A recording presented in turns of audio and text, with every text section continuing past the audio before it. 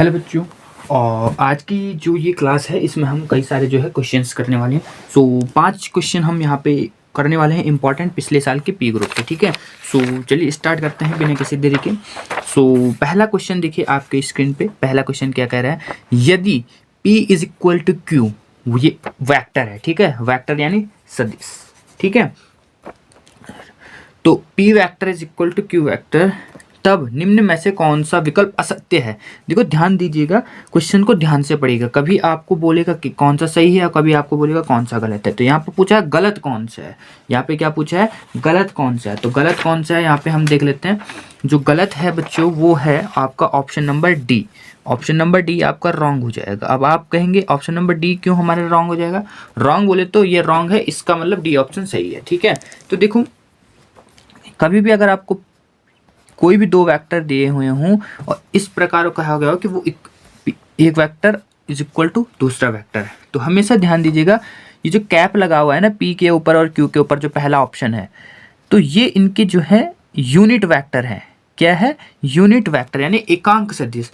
तो कभी भी दो वेक्टर अगर इक्वल हों तो उसके जो यूनिट वेक्टर होते हैं, पहली बात तो वो भी इक्वल होते हैं। ठीक है, दूसरी बात ये जो यहाँ पे ये लगाया है, इसका मतलब है क्वांटिटी। क्वांटिटी यानी परिमाण। तो हमेशा उसका परिमाण, कोई भी जब दो वेक्टर समान होते हैं, इक्वल होते हैं, तो उनके जो परिमाण होते हैं वो भी क्या होते हैं, सेम ही होते हैं। अब बात आती है थर्ड जो ऑप्शन है। थर्ड जो ऑप्शन है यहाँ पे देखो P और Q इस प्रकार दिया हुआ है और Q और P देखो दोनों तरफ क्या है, दोनों तरफ है अभी मैंने जस्ट इसको क्या बोला था,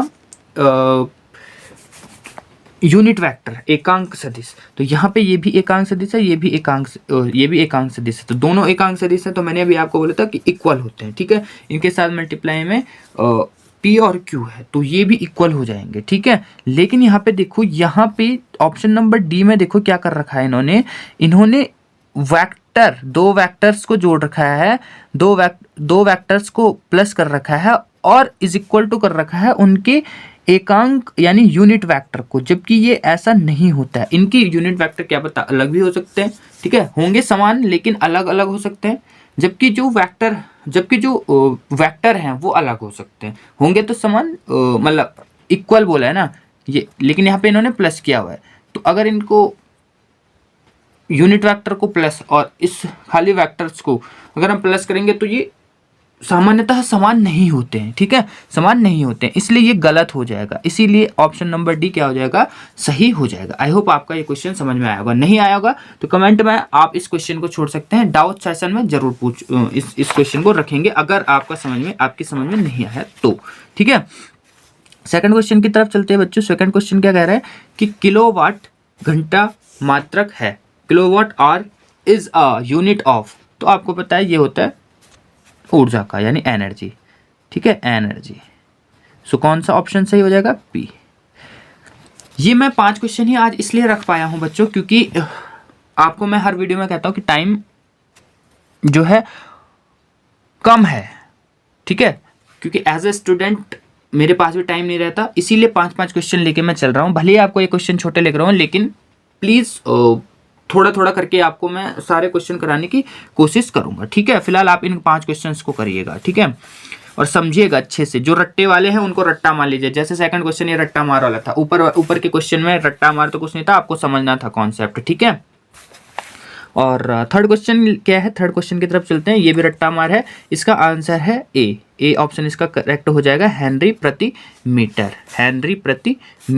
ठीक है, चुंबकशीलता, परमेबिलिटी। ठीक है, ओके। चौथा क्वेश्चन देखो, यहाँ पे थोड़े न्यूमेरिकल टाइप का है। इसमें देखो क्या करना है, एक समान त्वरण से कोई एक वस्तु है, वो एक समान त्वरण से क्या है, एक समान त्वरण मतलब समान एक्सेलरेशन से, यूनिफॉर्म एक्सेलरेशन। ठीक है, उससे देखो पहले जो 5 सेकंड है, फर्स्ट 5 सेकंड है, उसमें वो कितना चल रहा है, उसमें वो चल रहा है 40 मीटर। जबकि अगले 5 सेकंड में जो है नेक्स्ट 5 सेकंड में वो कितना चल जा रहा है,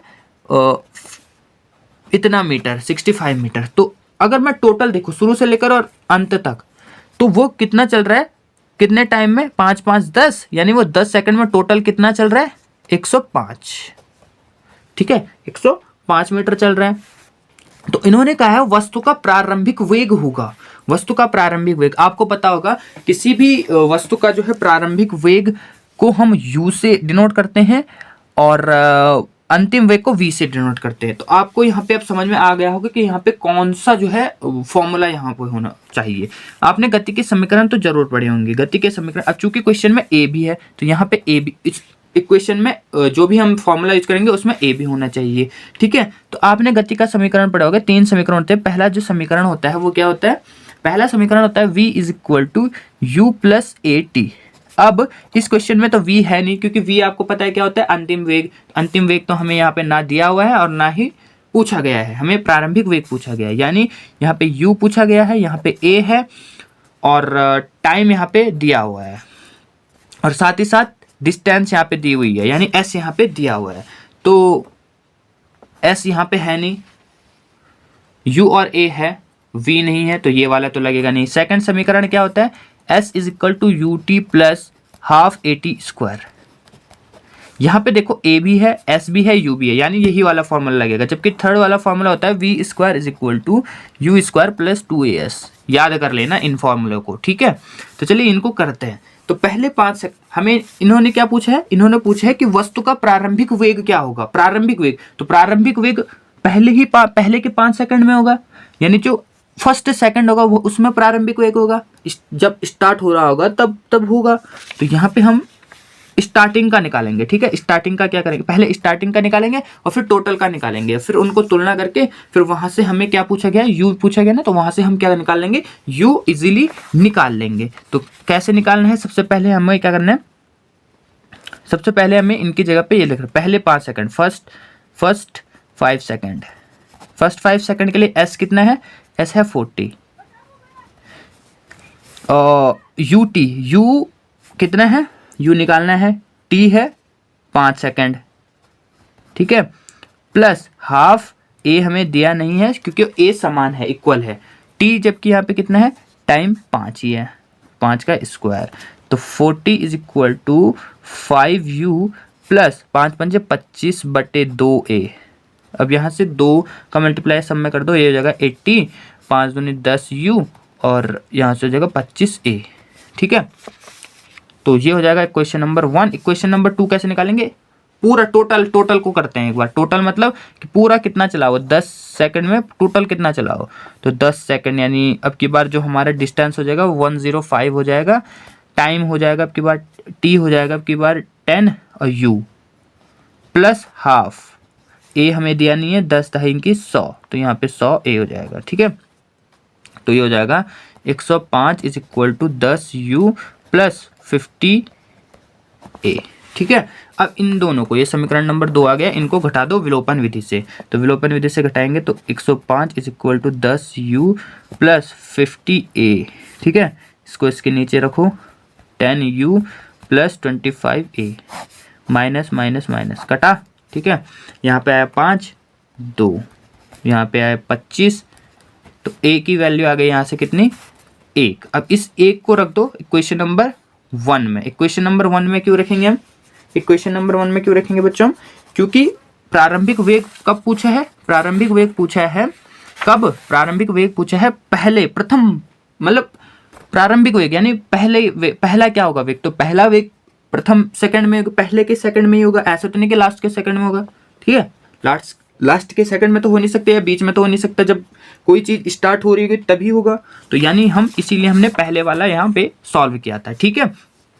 तो यहाँ पे a की वैल्यू डाल दो, तो हो जाएगा 80 is equal to 10u plus 25 into 1, तो यहाँ से हो जाएगा 80 is equal to 10u plus 25, यहाँ से हो जाएगा 10u is equal to 80 minus 25, तो यहाँ से हो जाएगा 10u इज इक्वल टू कितना, 5, तो u इज इक्वल टू हो जाएगा 5.5 मीटर, जो भी आपका पर सेकंड, ठीक है। तो कौन सा ऑप्शन 5.5 मीटर पर सेकंड, कौन सा ऑप्शन है, ऑप्शन नंबर सी। तो ऑप्शन नंबर सी हमारा क्या हो जाएगा बच्चों, ऑप्शन नंबर सी हो जाएगा हमारा करेक्ट आंसर। तो अंतिम क्वेश्चन करते हैं हम, चलिए 5वां प्रश्न।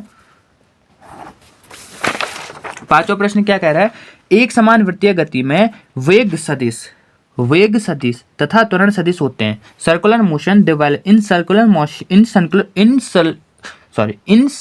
Motion the velocity vector and acceleration vector are. तो देखो बच्चों, एक वृत्तीय गति, क्या बोला है, एक वृत्तीय गति, एक वृत्त सर्कल बना लेते हैं, इसमें वेग सपोज ये है, ऐसे तो कोई वस्तु जाएगी, समान वेग से जा रही है, ठीक है, ना घट रहा है ना बढ़ रहा है, ठीक है, ऐसे ये, ठीक है, इस प्रकार से। तो कभी भी आप देखोगे जो एक्सेलरेशन, जो त्वरण होता है, कभी भी अगर त्वरण होता है वो होता है सेंटर की ओर। अगर हम वृत्तीय उसमें घूम रहे हैं तो वो होता है सेंटर की ओर। तो वस्तु की जो दिशा है वो इस तरफ है, क्योंकि वस्तु गोल गोल घूम रही है, तो कभी इधर कभी इधर। तो देखो डायरेक्शन देखो, जबकि उसका जो त्वरण है वो कहाँ लग रहा है, वो सेंटर की ओर लग रहा है। तो देखो हर उसमें 90 डिग्री का एंगल बन रहा है।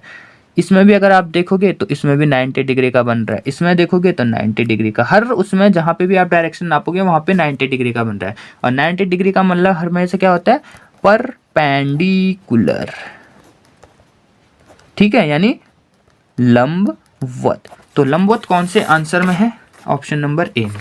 तो ऑप्शन नंबर ए क्या हो जाएगा बच्चों, यहाँ पे करेक्ट हो जाएगा। तो ये 5 क्वेश्चन थे। मैं जितनी जल्दी कराने की कोशिश कर रहा हूँ, जितना जल्दी हो सके उतनी जल्दी कराने की कोशिश कर रहा हूँ, कि ताकि आपका टाइम भी वेस्ट ना हो और एक्सप्लेनेशन अच्छी तरीके से भी आपको हो जाए और आपका समय भी बर्बाद ना हो। तो आई होप आपको ये 5 क्वेश्चन अच्छे लगेंगे। नेक्स्ट 5 क्वेश्चन के लिए चैनल पे बने रहना, सब्सक्राइब कर लेना, ठीक है।